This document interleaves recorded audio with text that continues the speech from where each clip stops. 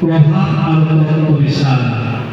এই কলমের জন্য করে দিয়েছে ডক্টর শ্রী শ্রী পীতাম্বর গোস্বামী প্রভুশ্বর ভট্টাচার্য শ্রী শ্রী রমণের ভট্ট। দুই, ইহানামর উৎপত্তি। তিন, চারি দেহানামর বিভাগ। পাঁচ, দেহানামর গায়ন শৈলী। ছয় নম্বর দেহানামর দেহা বা উপদেশ প্রকার। সাত নম্বর দেহানামর পঞ্চভূমির উৎস। আট নম্বর দেহানামর পরিবেশনীয় লক্ষণীয় দিশসমূহ। 9 নম্বর বৰসবাহত নাম পৰিচালনা আৰু পৰিবেশনৰ নিয়মাৱলী। 10 নম্বৰ দেহানাম প্ৰতিযোগিতাৰ নিয়মাৱলী।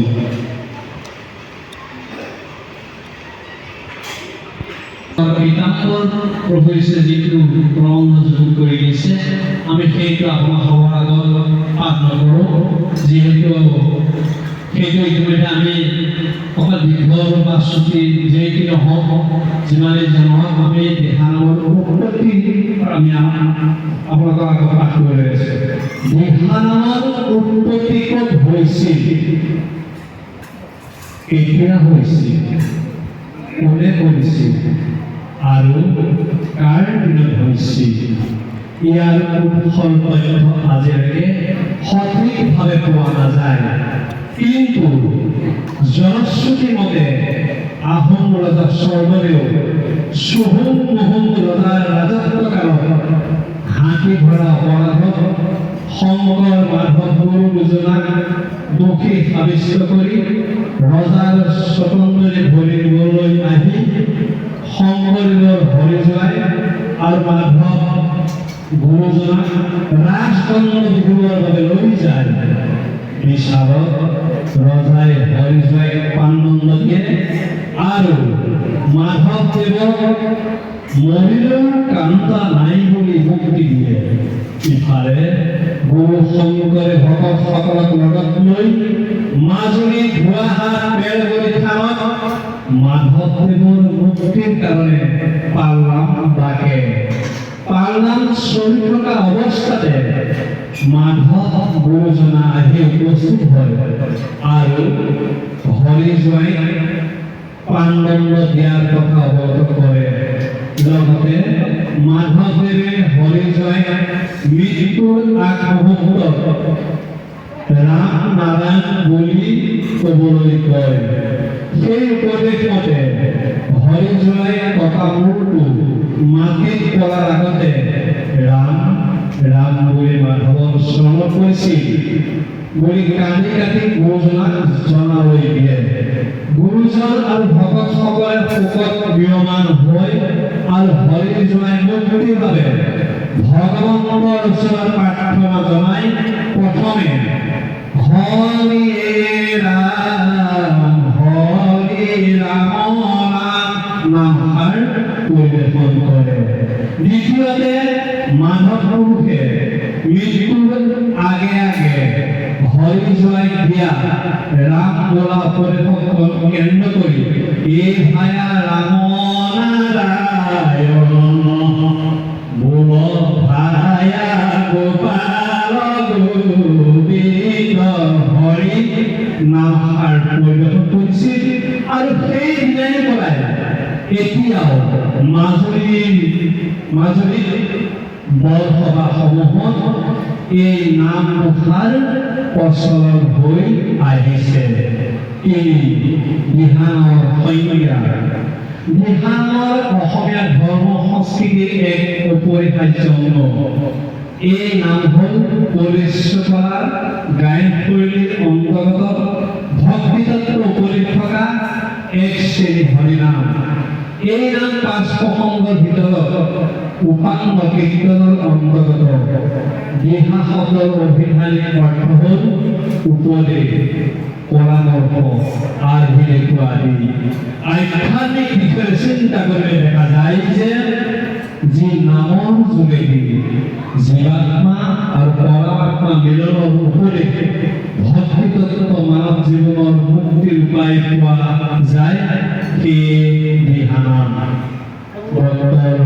শ্ৰী শ্ৰী পীতাম্বৰী গোস্বামী দেৱৰ মতে দিহানামৰ ব্যাপক অৰ্থ আছে যি নামক উপদেশ সত্য শুদ্ধ নীতি আদৰ্শৰে জীৱন যাপনৰ উপায় বিচাৰি পোৱা যায় সেই নামকে দিহানাম বুলি আখ্যা দিব পাৰি এইসমূহ এনেধৰণৰ এক দিহা দিয়া ইয়াৰ অৰ্থ এই যে এক কাৰ্যৰ নীতি পদ্ধতি দেখুৱাই দিয়া দিহানৰ দিয়া ইয়াৰ অৰ্থ হ'ল কাৰ্যকৰণ ব্যৱস্থা দেখুৱাই দিয়া তিনি দিহালনাই দিয়া ইয়াৰ অৰ্থ কাৰ্যকৰণৰ প্ৰণালী দেখুৱাই দিয়া চাৰি দিহা পৰামৰ্শ দিয়া ইয়াৰ অৰ্থ কাৰ্যৰ যথোচিত নীতিৰ কথা সোঁৱৰাই দিয়া দিহানামৰ চাৰি দিহানামৰ বিভাগ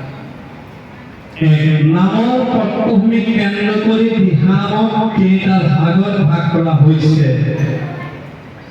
ক পাৰমাৰ্থিক দিহা খ আখ্যান উপাখ্যানমূলক দিহা গ ভগৱন্ত লীলা আৰু গুৰু পূজনাৰ অৱদান বিষয়ক দিহা দুই আকৌ নিশি আৰু গায়ন প্ৰক্ৰিয়া কেন্দ্ৰ কৰি দিহানামক তিনিটা বিশেষ ভাগত ভাগ কৰা হৈছে ক বৰ দিহা খ সৰু দিহা বা সাধাৰণ দিহা গ ঘৰখৰীয়া দিহা ক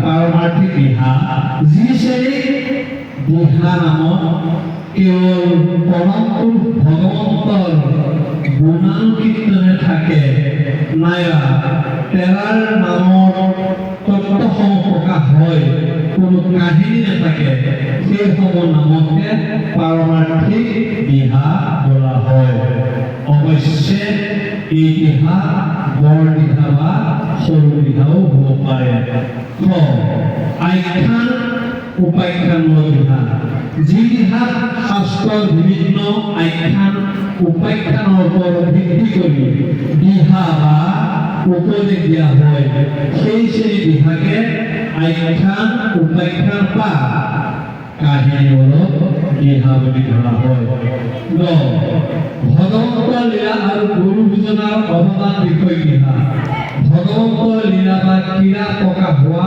দিহাসমূহ আৰু গুৰু পূজনাৰ কৰ্মৰাজিৰ তথা ভক্তি মাৰ্গৰ সন্ধান পোৱা দিহাসমূহ এই ভাগৰ অন্তৰ্গত দুই ক বৰদিহা ঘোষাসমূহৰ সুৰ লিখি পঢ়া ইয়াক বিশেষভাৱে ৰাগ বা লিখিত আদি পৰিৱেশন কৰা হয় বৰদিহাৰ পদসমূহ পৰিৱেশন কৰোঁতে বিশেষ প্ৰক্ৰিয়া অৱলম্বন কৰা হয় ইয়াৰ পদসমূহ উচ্চ আৰু নিম্ন স্তৰত গোৱা নিয়ম আছে প্ৰথমে উচ্চ স্তৰৰ পদ আৰম্ভ কৰিব নিম্ন স্তৰত গাওঁতে মূল নামতি গৰাকীয়ে পদৰ প্ৰথম চৰণ গায় আৰু দোহাৰে ঘোষাৰ দ্বিতীয় চৰণ গায় সৰু দিহা যিসমূহ দিহা সুৰ লিখিযুক্ত নহয় আৰু পদ পৰিৱেশন কৰা প্ৰক্ৰিয়া বৰ দিহাৰ দৰে উচ্চ নিম্ন স্তৰত সংযোগ নহয়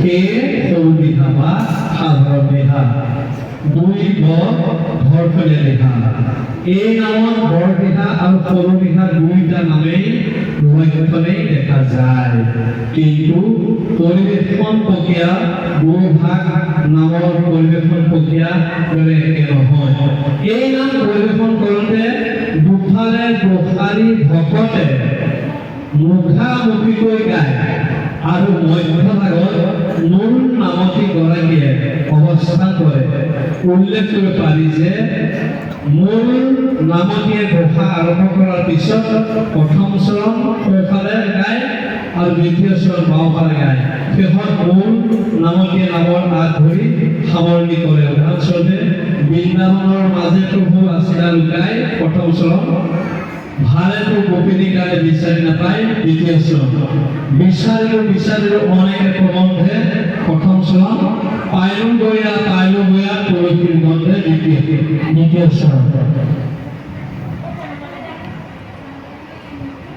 ইয়াত আৰু এটা ভাঙৰি দিয়া আছে, সেইটো আমি নাগাওঁ, একেই নাম। 5 দিহানামৰ গায়ন শৈলী। দিহানামৰ গায়ন শৈলী লক্ষ্য কৰিলে দেখা যায় যে মূলতঃ দুই ধৰণৰ দিহানামক কেন্দ্ৰ কৰি দুটা বিশেষ গায়ন প্ৰক্ৰিয়াৰ সৃষ্টি হৈছে। এক শ্ৰেণীৰ দিহানামত কথনিকা থাকে আৰু আন এক শ্ৰেণীৰ কথনিকা নাথাকে। কথনিকা থকা আৰু নথকা নামসমূহৰ গায়ন প্ৰক্ৰিয়া কিছু বেলেগ হয়। বিশেষকৈ লয় প্ৰয়োগৰ দিশত আমাৰ সত্ৰীয়া শৈলী মতে কথনিকা থকা নামসমূহ কথনিকা দিয়াৰ আগতেই বিলম্বিত, মধ্য আৰু দ্ৰুতলয় অতিক্ৰম কৰিব লাগে। আকৌ প্ৰথম কথনিকাৰ পিছত ভাঙনি ঘোষাসমূহ দ্ৰুতলয় নাইবা সুৰৰ হেঁচা বা তাল অনুসৰি মধ্যলয় এক চাপৰি বা দুই চাপৰি পৰিৱেশন কৰিব পাৰে আৰু শেষত দ্ৰুতলয়ত সামৰণি পৰে। অন্যহাতে যিসমূহ নামত কথনিকা নাথাকে সেইসমূহ নাম বিলুপ্তলয় আৰম্ভ হৈ ক্ৰমান্বয়ে পদৰ মাজে মাজে মধ্য আৰু দ্ৰুতলয় প্ৰয়োগ কৰি শেষ কৰা হয়। অৱশ্যে এই প্ৰক্ৰিয়াৰে কিছুমান নামত মধ্য আৰু দ্ৰুতলয় মূল ভাষা থাকি একেই থাকে, যেনে মোৰ প্ৰভু নাৰায়ণ। পাছত মাজে মাজে মধ্য আৰু দ্ৰুতলয় লোৱা হয়।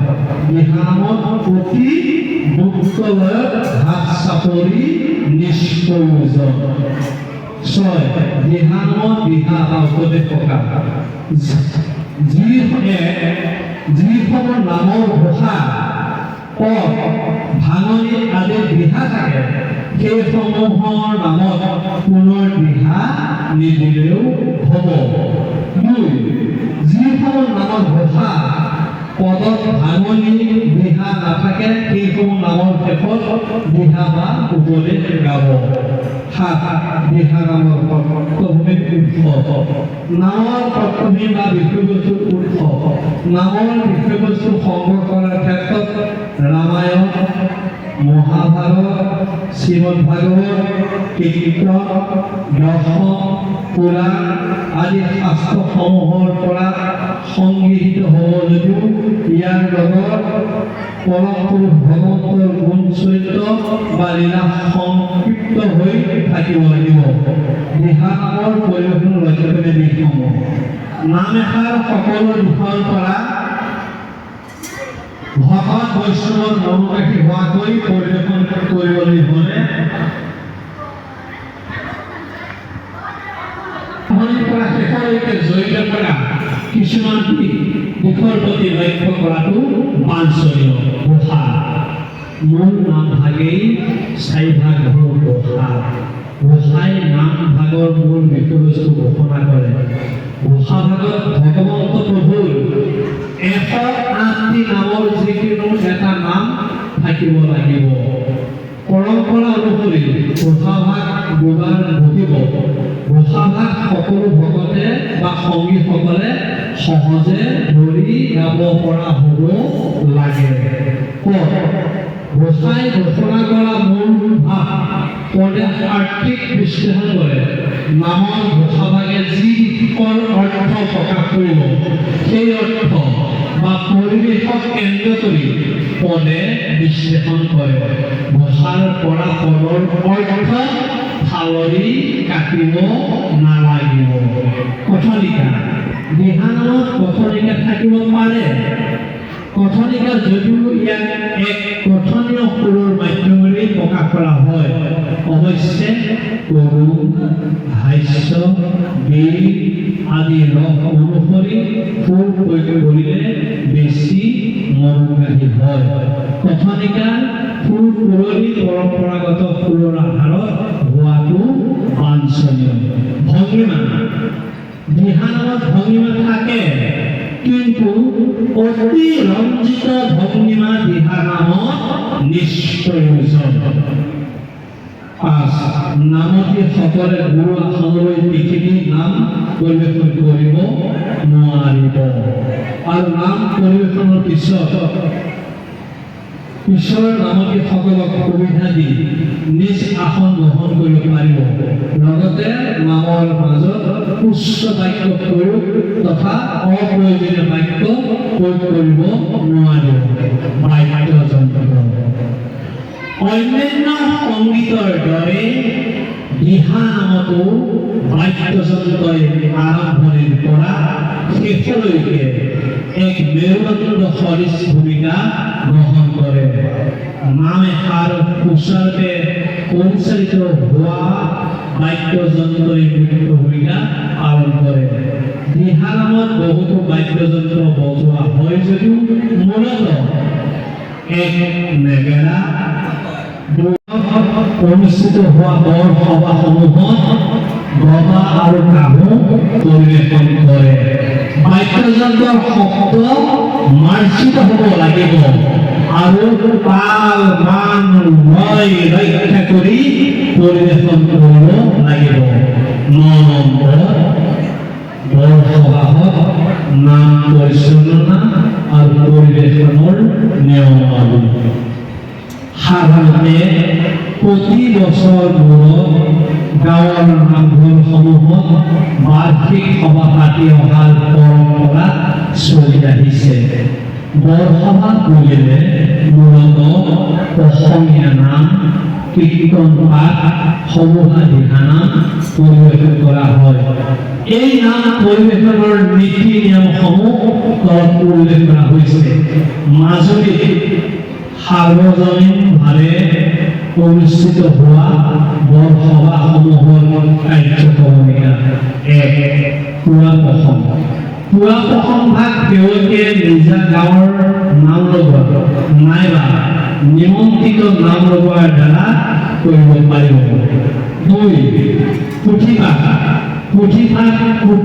পাঠৰ ক্ষেত্ৰতো মূল পাঠকজন সেৱকী ৰাইজৰ পৰিৱৰ্তে নিমন্ত্ৰিত অন্য পাঠকক দায়িত্ব দিব পাৰিব 3 সমূহীয়া দিহানাম পৰিচালনাৰ ক্ষেত্ৰত নাম পৰিচালনাৰ ক্ষেত্ৰত সেৱকী ৰাইজে নিজাকৈ ভূমিকা পালন কৰিব পাৰিব নাম লগোৱাৰ ক্ষেত্ৰত সেৱকী ৰাইজে নিজাকৈ অন্য নাম লগোৱা ব্যৱস্থা কৰিলে এই ক্ষেত্ৰত উক্ত নাম লগাই মূল কৰ্তব্য হ'ব নাম আৰম্ভ কৰা আৰু নাম সামৰণি কৰা প্ৰয়োজন সাপেক্ষে নাম সামৰাৰ ক্ষেত্ৰত নাম লগোৱাজনে অন্য এজনক দায়িত্ব অৰ্পণ কৰিব পাৰিব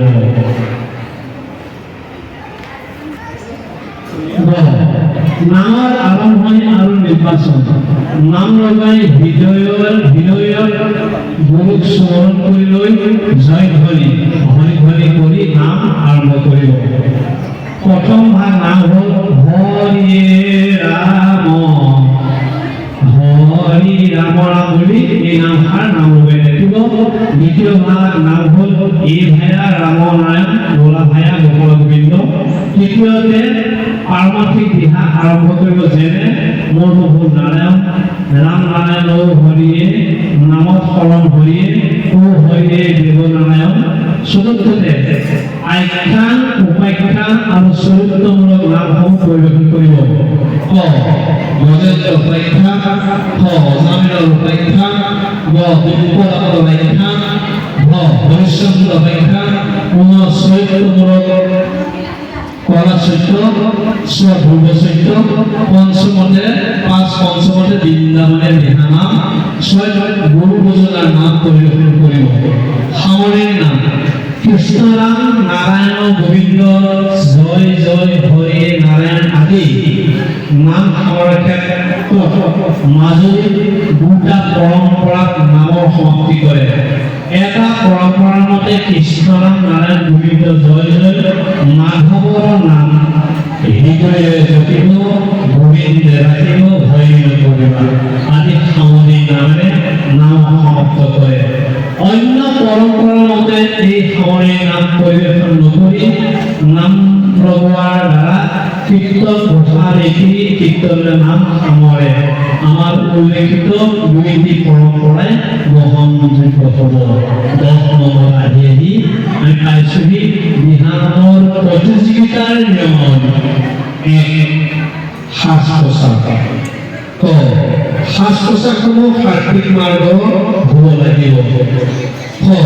পুৰুষৰ ক্ষেত্ৰত গামোচা, চেলেং, চুৰিয়া এই 3 বস্ত্ৰ পৰিধান কৰিব লাগিব। মহিলাৰ ক্ষেত্ৰত আবৰু ৰাখিবৰ কাৰণে ৰিহাসহ 1 বস্ত্ৰ আৰু গামোচা, চেলেং সহিতে 3 বস্ত্ৰ ধৰা হৈছে। গামোচাৰ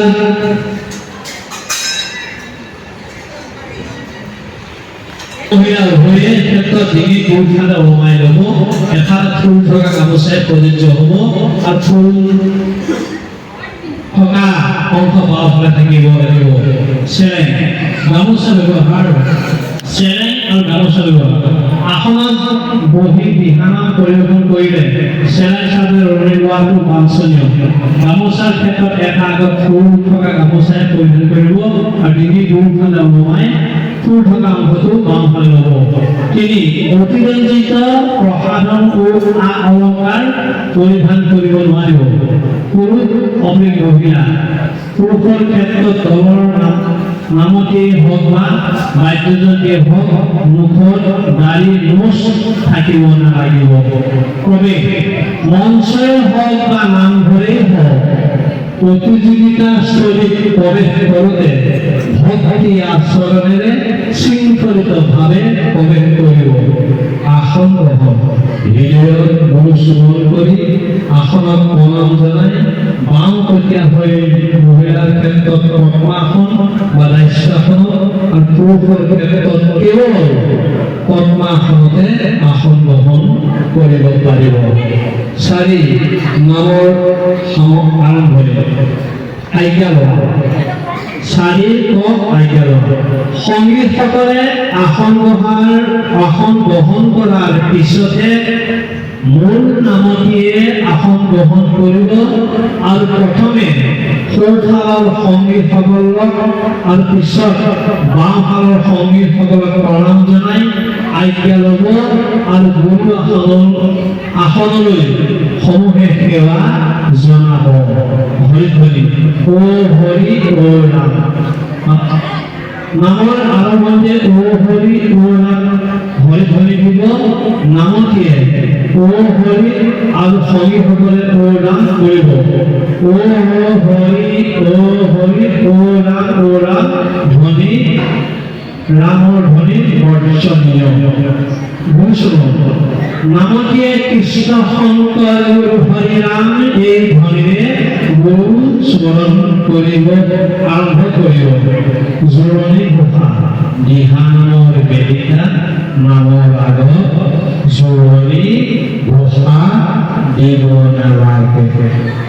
মূল ঘোষা ভাগ মূল নামতিয়ে আৰু সংগীসকলে দুবাৰকৈ ঘোষাৰ নিয়ম আছে যদিও প্ৰতিযোগিতাৰ ক্ষেত্ৰত প্ৰত্যেকে এবাৰকৈ ঘোষিলেই হ'ব।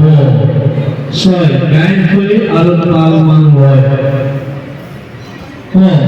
নাম পৰিৱেশনৰ পূৰ্বতে উল্লেখ কৰা গায়ন শৈলী মতে পৰিৱেশন কৰিব আৰু তাল মান লয় শুদ্ধ ৰূপত পৰিৱেশন হ'ব লাগিব। সাৱনি ও ৰাম জয় হৰি ধ্বনি নাম ৰাখিব আৰু অপৰাধ ভঞ্জন গাই নাম সামৰিব। প্ৰস্থান নামতিয়ে ভক্তিভাৱেৰে আসন ত্যাগ কৰাৰ পিছত সংগীসকলে শৃংখলতাৰে প্ৰস্থান কৰিব। বাদ্যকাৰ ক্ষেত্ৰত এটা দলৰ বাদ্যকাৰে অন্য দলৰ অংশগ্ৰহণ কৰিব নোৱাৰিব। বিচাৰা নিয়োগৰ ক্ষেত্ৰত বয়স 45 বছৰ কম হ'ব লাগিব। লগতে মাজুলী জিলা দিহানাম গৱেষণা আৰু সংৰক্ষণ পৰিষদৰ দ্বাৰা অনুমোদিত বা প্ৰশিক্ষণপ্ৰাপ্ত হ'ব লাগিব। বিচাৰকগৰাকীয়ে ধৰ্মীয় তথা অসমীয়া মাৰ্জিত সাজ পোছাক পৰিধান কৰিব লাগিব। বিশাৰদ গড়াইকে আনুষ্ঠানিকভাৱে প্ৰেক্টিকেল নলেজ লিখা আছে ইংলিছতে বৰ দিহা আৰু সৰু দিহা নাম পৰিৱেশন কৰাৰ অভিজ্ঞতা থাকিব লাগিব। বিশাৰদ গড়াইকে মাজুলী জিলা দিহা নামৰ গৱেষণা আৰু সংৰক্ষণ পৰিষদে প্ৰস্তুত কৰা দিহা নামৰ নিয়মাৱলীৰ ওপৰত দখল থাকিব লাগিব, লগতে সেই নিয়ম অনুসৰি বিচাৰ কৰিব লাগিব। বিচাৰকসকলে প্ৰতিযোগীসকলৰ প্ৰতি উৎসাহমূলক বাক্য বা আশীষ প্ৰদান কৰিব পাৰিব, কিন্তু প্ৰশ্নোত্তৰ শিতান ৰাখিব নোৱাৰিব। পৰিৱেশনত বৰ দিহা আৰু সৰু দিহা দুয়োটা বিভাগৰ নামক সমানে গুৰুত্ব দিব বা মূল্যায়ন কৰিব লাগিব। সেইদৰে সকলো জাতি সম্প্ৰদায়বিলাকে পৰিৱেশনৰ মানদণ্ড অনুসৰি সমানে গুৰুত্ব দিব লাগিব। প্ৰতিযোগী দলসমূহে বিচাৰক নাইবা প্ৰতিযোগিতা আয়োজক সমিতিৰ ওপৰত কোনো অভিযোগ থাকিলে মাজুলী দিহানাম গৱেষণা আৰু সংৰক্ষণ পৰিষদক জনাব পাৰিব, কিন্তু কোনো কাৰণতে সামাজিক মাধ্যমত আলোচনা কৰিব নোৱাৰিব। 11 দিহানামৰ প্ৰতিযোগিতা অনুষ্ঠিত কৰা সংঘ বা সমিতিয়ে পালন কৰিবলগীয়া নিয়ম সন্দৰ্ভত প্ৰতিযোগিতা আয়োজক সমিতিয়ে পোনপটীয়াকৈ মাজুলী জিলা দিহানাম গৱেষণা আৰু সংৰক্ষণ পৰিষদৰ লগত সহযোগিতা ৰাখিব। প্ৰতিযোগিতা আয়োজক সমিতিসমূহে মাজুলীৰ বাহিৰৰ বিচাৰক নিয়োগ কৰাৰ ক্ষেত্ৰত মাজুলী জিলা দিহানাম গৱেষণা আৰু সংৰক্ষণ পৰিষদৰ লগত আলোচনা কৰিব লাগিব। সময় নিৰ্ধাৰণৰ ক্ষেত্ৰত 12 মিনিট ধৰিব, কিন্তু কোনো কাৰণতে 10 মিনিটতকৈ কম কৰিব নোৱাৰিব। শ্ৰীমন্ত শংকৰ হৰি ভগতৰ জানা যেন কল্পতৰু তাহান্ত বিনাই নাই নাই নাই আমাৰ পৰম গুৰু শংকৰ মাধৱ অভেৰে ঈশ্বৰ গুৰু নাহি দুইটো পৰ গোহানত নামক কীৰ্তন তৰিয়া কীৰ্ত কীৰ্ত হৈ নৰ।